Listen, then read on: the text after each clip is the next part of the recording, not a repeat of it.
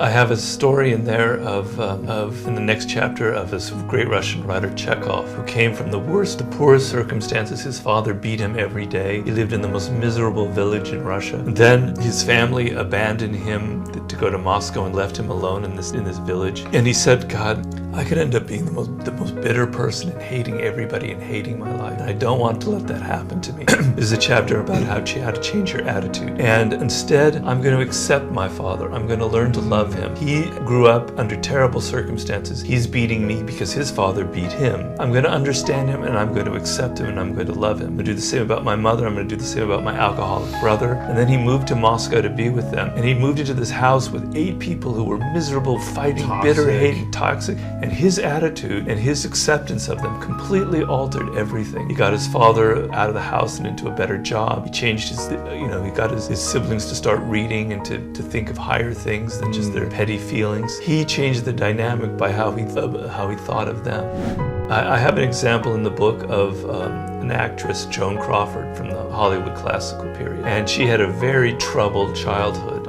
Didn't know her father, her mother beat her, men abused her, etc. And she managed to and it was creating terrible patterns in her life. And she found a way to turn that around, to use all of those disadvantages and make herself a much stronger and very powerful performer by bringing all of the pain in her childhood into her acting, by becoming so focused on the director. Because she had been abused, she was very sensitive to other people. She used that sensitivity to focus on the director and other actors, to be in tune with them. To connect with them, to build relationships, essentially. Yeah. She was very aware of her own weaknesses and her own fragility, and she was able to use that as a strength.